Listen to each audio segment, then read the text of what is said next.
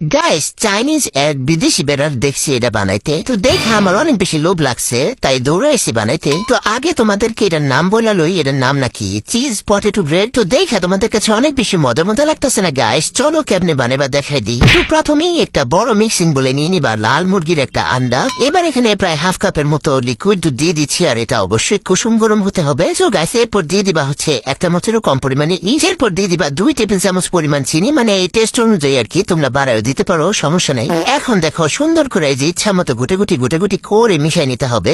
এখন এখানে দিয়ে দিচ্ছি ময়দা। ময়দার পরিমাণটা আমি কতটুকু দিচ্ছি একটু পরে বলতেছি। সো গাইস, তারপর দিয়ে দিবে 1 চিমটি লবণ। এখন দেখো স্প্যাচুলাটা দিয়ে সুন্দর করে গুটে গুটি করে নিচ্ছি, কিন্তু ওমা দেখতেছি একটু লেটকা হয়েছে। তো এইটা দিয়ে তো আর ব্রেড বানাম যাবো না, তাই এখানে দেখো আর একটু ময়দা দিয়ে দিচ্ছি। তো সব মিলাই গাইস, এখানে আমি 1 কাপ পরিমাণ ময়দা অ্যাড করছি। তারপর আবার গুটে করে মিশিয়ে নিতেছি। দেখো এরকম সফট করে কিন্তু তৈরি করতে হবে। এবার এখানে দিয়ে দিতে হবে তেল অথবা বাটার অথবা ঘি। ওই শালার ব্যাটা দিছে বাটার, আমিও দিব, মানে ওই ব্যাটা যা করতেছে আমিও তাই করতেছি। সো গাইস, দেখো বাটারটা দিয়ে দেওয়ার পর সুন্দর করে মিশিয়ে নিব। অবশ্যই হাত দিয়ে মাখাতে হবে গাইস, হাত দিয়ে সুন্দর করে দেখো মথে নিচ্ছি। তো এই বাটারটা কিন্তু আনসল্টেড ছিল, বাটার হলে কিন্তু লবণ দিবা না, আগে বলে দিলাম। তো গাছ সময় নিয়ে দুটাকে মুঠে নিবা, দেখবে বাটারটা সুন্দর করে মিশে গেছে। এখন একটা ঢাকনা দিয়ে ঢেকে এটাকে গরম জায়গায় রেখে দিব, এটা ফুলে যাওয়ার জন্য গাইস। না আমি এটার চিজ পটেটো বেড, তার মানে তো পটেটো লাগবো, বুঝবি তো। তার জন্য গাছ এখানে আমি 2টা মিডিয়াম সাইজের আলু সিদ্ধ করে সুন্দর করে ম্যাশ করে নিয়েছি। এখন এখানে দিয়ে দিচ্ছি স্বাদ মতো লবণ আর 1/4 চামচ কালো গোলমরিচের গুঁড়া, আর সাথে দিয়ে দিচ্ছি 1 টেবিল চামচ পরিমাণ জাল করা একটু ঘন দুধ। এখন এই যে সুন্দর করে স্প্যাচুলাটা দিয়ে গোটাগুটি করে মিশে নিব,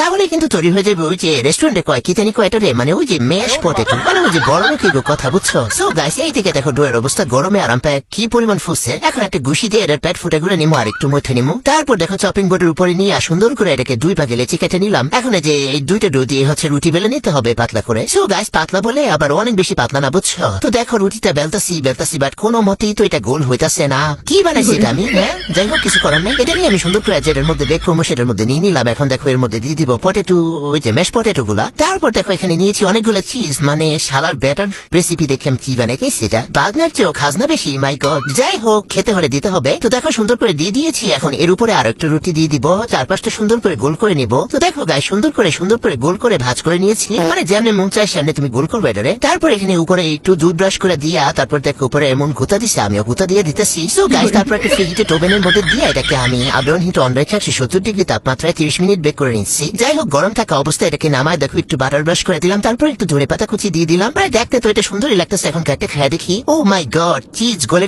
কি একটা অবস্থা, মানে কি পরিমাণ লম্বা হয়েছে ছিটতেই পারতেছি না। যাই হোক গাইস, সব মিলায় মজাই হয়েছে। আমি আমার সাঙ্গু পাঙ্গু নিয়ে খেতে থাকি। তোমরা বানিয়ে কি আর যাওয়ার আগে লাইক কমেন্ট শেয়ার করে দিও।